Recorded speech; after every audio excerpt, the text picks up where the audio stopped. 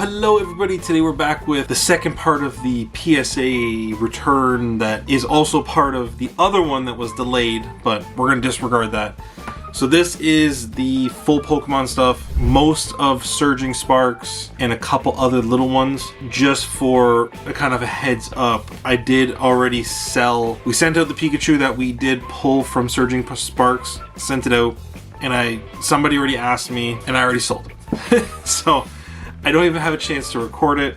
And also, along with, we had a Charmander Pokemon Center one that we did send out as well. That one also is sold too. So I didn't even get a chance to get those two on camera. And I mean, realistically, price on those is around, just those two, is around 3,000 Canadian. Converts to around 2,200 I think US. This return was, it was good. Ain't gonna complain about this one. This one was wicked.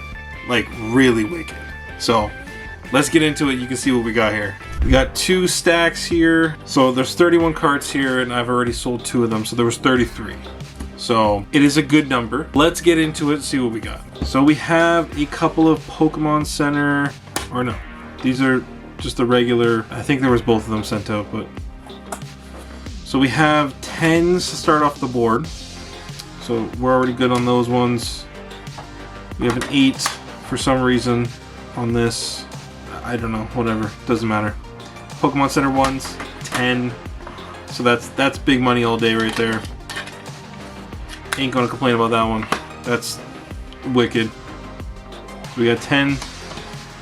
We got another 10 on the Pokemon Center stuff. I don't know what happened over the last like 4 months with all the Pokemon Center stamped ETB promos, but just the market blew up. Like, again, Obsidian Flame, the 151, Paldea Evolved, those are all through the roof. If you have those, like I just sold my ETB basically for, I want to say it was like $450, the Obsidian Flame one. I mean, if that thing is a 10, tripled his money back anyway, so hopefully it is. But regardless, I mean, again, even just selling the ETB or even just selling the promo, and then, you know, you still have a chance to pull the Charizard, which Charizard had really good pull rates on Obsidian. I don't know how I didn't pull one, or if I did, I don't know, it was a long time ago now, but it's good. So another 10. We got Pikachu EX and a 10. So again, just for disclosure, seen most of the stuff obviously because I had to go through it, but this was a phenomenal return. Phenomenal. So we have another 10, same thing. We got Sylveon in a 10 again, and another 10. So then we go into some of the illustration rares.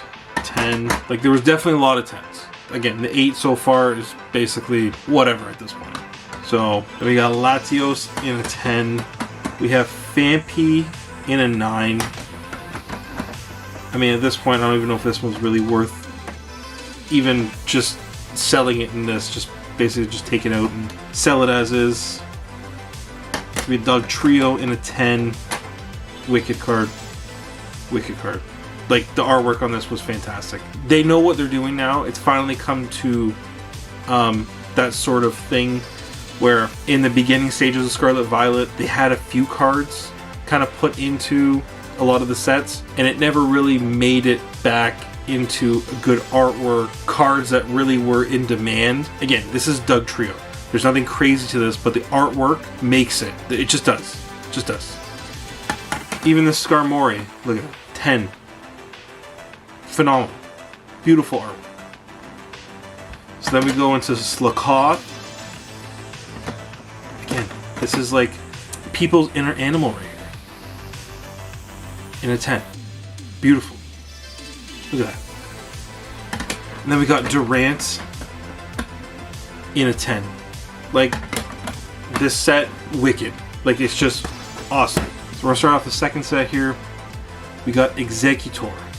Again, I bought this when it first came out and didn't even open up sets or stuff yet. Went to the show in Toronto here and was like, oh yeah, that's clean. These weren't overly priced yet, but it was clean.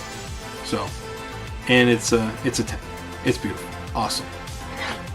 And then we got Sunflora in a 10. Like this, just there's so many 10s. It's crazy. Applin in a 10. Like, couldn't lose on this set. Chansey in a 10. Twilight Masquerade, again, another killer set. I'm going to be opening that till the end of Scarlet and Violet. 100%. Paldea Evolved, same thing. Lana, doesn't matter. It's a 10. It's beautiful.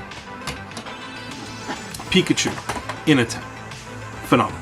Nidoking, again, 151 in a 9. It is what it is. Nidoking in a 10. Okay, so we got one. Venusaur in a 10. I'm pretty sure I sent the trio out. I want to say this is the trio here. So we got Venusaur, Charizard, Blastoise, Sequential, 10. Beautiful. Look at this. Look at this. This is happy. This is happy day right here. And we got Zapdos. Again, these are from 151. Just in the binder. Open up a few when it was coming out. This is good. This is good stuff right here. And then Terrapagos in a 10. Galvantula in a 10. Dashbun in a 9. That's okay. That's okay. It's okay. Gotta have a couple 9s in there, right? Arctibax in a 10. Like, it's actually crazy. Like, it is. This was probably one of the biggest returns for what it was. Again, sports, you spend a lot on the card because, again, if you buy that card, you just spend a lot. It sometimes goes up, sometimes goes down, but there isn't much of a crazy drastic scenario that increases it dramatically. So with Pokemon, it's just based upon demand. Like, if somebody really wants this card, they just keep buying it, price keeps going up. Just the way it is. But it'll be those random cards, like Magikarp with Paldea, Greninja with Twilight Masquerade, and Surging Sparks. Basically everything has gone crazy pricing on. Most of these 10s, again, they're $200 to $300 Canadian. What's that in booster box? Like 3 booster boxes, a few ETBs. The return on this is just huge. All I can say is Pokemon, you'll never lose. You might make some. You might be lucky and make enough and make a really good amount because most of the cards are clean. But it doesn't always come that way. Sometimes you'll just make money on the cards and you just sell it for raw. Especially in the beginning, the demand is hot, that sort of stuff. The price can go up later, but the demand isn't there for enough that people want to like buy. It just always goes up later. So all I can say is, in the beginning, pre-order some booster boxes, pre-order some stuff. This is a whole different scenario with Prismatic that everyone's dealing with, but just get in on the beginning and just go from there. That's all I say. Keep an eye out for a lot of the old, so again, the biggest price thing and the consistency that sticks with this set so far is a lot of the original Pokemon. So they're all original 151, even going into some of the newer but also older sets. Most of the newer Pokemon stuff doesn't really hit and it doesn't stay high priced. It has to do a lot with the older style Pokemon and the collectors that want to have them. All I have to say. So if you find a lot of the newer sets, pay attention for which Pokemon is like staying higher priced, but is also part of the original set. Sort of the stuff that takes you back 15 years ago to when you were playing it in high school or you're playing in elementary school and you're like, okay, I remember that Pokemon. It's a good investment and something good to keep long term. Obviously, it's good to buy and flip these in the meantime. Prices always change. So with Prismatic coming out soon, the prices on the Surging Spark stuff will change because the demand will then shift and it will go towards Prismatic. And Prismatic is absolutely crazy and it hasn't even been released. All I know is the demand and what people are going to pay for this stuff is through the roof.